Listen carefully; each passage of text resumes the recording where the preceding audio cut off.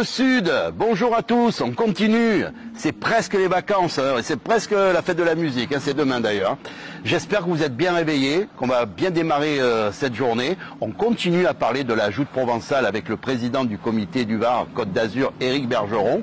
On aura l'occasion de découvrir les autres styles de joute. Pas tout le monde est parfait, hein, il y en a d'autres. Et puis on fera un focus sur les féminines.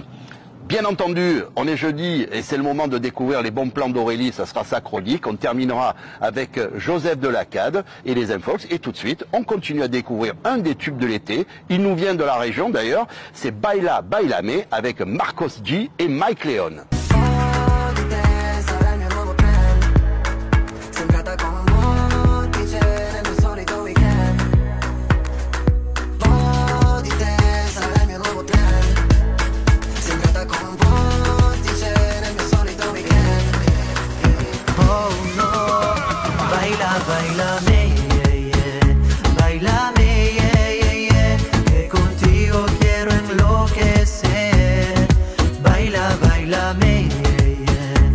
Près du plan d'eau, ça sent la mer là, ça sent bon. Vous pouvez pas le savoir, mais nous ça sent la mer, on vous la communique cette odeur.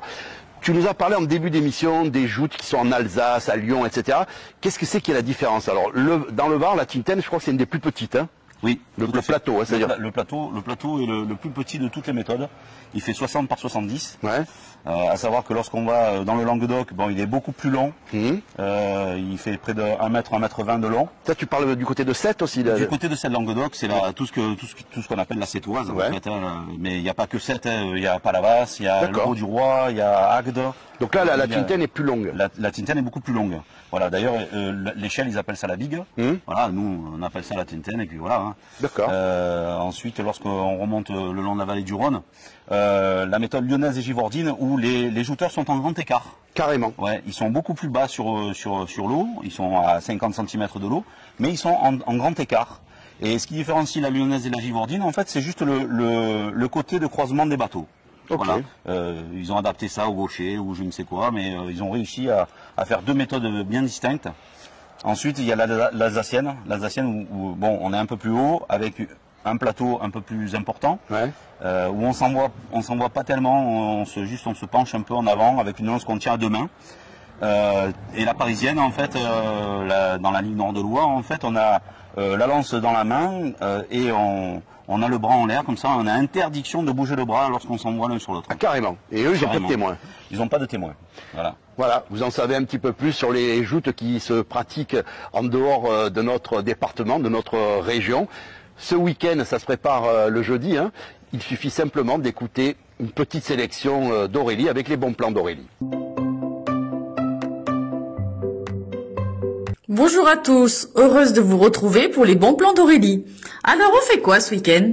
J'ai envie de vous dire profitez. Ce week-end c'est la fête de la musique, les événements ne manquent pas. Il y en a un qui attire particulièrement mon attention, c'est le bal des pompiers, à l'occasion de la fête de la musique donc, qui va se passer au magnifique domaine Pieracci à la Cadière d'Azur. Au programme, il y aura des food trucks, buvettes et un show. Bon, ça promet une soirée des plus torrides. Également un événement très agréable et super sympa. Ce samedi aura lieu la 4e édition de la course des garçons de café à Puget-sur-Argence. Cet événement est organisé par le service des sports et se déroulera dans le centre-ville et les petites ruelles de Puget. De nombreux lots sont à gagner. Vous pouvez vous inscrire gratuitement sur le site de la ville avant ce soir. Bonne chance à tous. Bon, vous commencez à me connaître. Les expositions et l'art, c'est mon dada. Donc là, je vous propose une exposition en plein air, donc entièrement gratuite à Sanary. Ce sont des photos de Thomas Roger. L'exposition s'appelle Festin de roi. Donc ce sont des prédateurs marins qui se dévoilent en images. Entre l'allée Estienne-d'Orve et le quai Wilson, plongés dans une majestueuse exposition en plein air à la découverte des plus grands festins sous-marins. Vraiment, cette expo est juste magnifique. Et pour finir, n'oubliez pas les bons plans d'Aurélie. Toujours le jeu concours pour gagner des places de cinéma au Pâté, Liberté et l'avenue 83.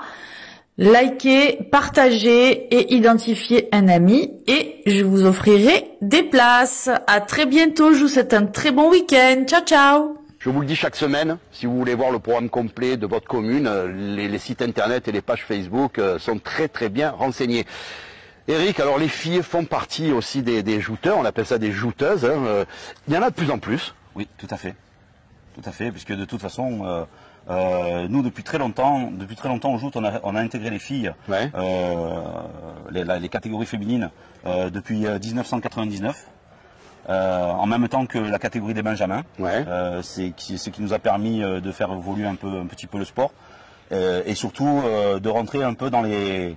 On était un petit peu les précurseurs de la parité dans le sport. Donc on a voulu intégrer les féminines pour que justement on puisse leur donner l'occasion de pratiquer les joutes provençales. Alors aussi bien chez les jeunes, tu disais moins de 15 Oui. et plus de 15. Tout à fait, donc chez nous, 2 catégories, parce que dans les autres méthodes aussi, il y a des féminines. Hein. Moins de 15 ans, c'est une catégorie à part entière, et au-delà de 15 ans, on fait jouter toutes les personnes qui veulent bien avoir la volonté de jouter. Elles ont le même équipement. Alors, la catégorie des moins de 15 ans se retrouve dans l'équipement des minimes et des benjamins. Donc des lancettes plus petites. Des lancettes de 2 mètres de long. Ouais. Et les féminines, on garde les lancettes minimes, parce que bon, l'impact est bien moins important, et il faut qu'on fasse bien attention aussi, parce que physiquement, elles ont peut-être aussi des contraintes. Oui. Hein. Et donc, le plastron reste un plastron senior. Une dernière chose, on a parlé de l'équipement, j'ai oublié de dire que vous avez le maillot, le tricot, hein, Oui. et le pantalon qui est important, de la même couleur, et juste au-dessus du genou ou au-dessous du genou. Alors, ça, c'est pas une règle établie. D'accord. Il faut que ce soit un pantalon de majorité blanc Ouais. pour l'ensemble des clubs de jouteurs, mais aussi bleu uniquement pour les samandriers. Ouais, on est particulier. Oui, mais particulier parce que je pense que c'est dû à l'histoire et au fait que Saint-Mandrier était plus une ville où il y avait des travailleurs qui travaillaient en bleu. C'était plus facile pour eux. Et le maillot après. Et le maillot aux couleurs de la ville, donc chaque ville a ses armoiries et ses couleurs. Demain, ça sera la dernière émission, découvrir un peu le programme. Il y a des dates importantes à retenir. Je vous souhaite une très très belle journée. N'oubliez surtout pas que chaque jour compte. Et tout de suite, c'est Joseph Delacade avec les Infox. Bonjour. Nous commençons par des infos people. Au cinéma, quand Brad Pitt boit du whisky, nous savons que c'est du thé. Quand Jean Dujardin boit du vin, nous savons que c'est du jus de raisin. Et nous savons aussi que Gérard Depardieu, quand il boit un verre d'eau, eh bien c'est de la vodka. Info sciences naturelles. À la naissance, tous les écureuils sont blancs. Ils prennent leur couleur brun-roux à l'âge adulte, quand les ours commencent à s'essuyer avec. Sans transition et pour terminer, une petite annonce. Femme invisible cherche homme transparent pour faire un couple jamais vu. Bonne journée à tous.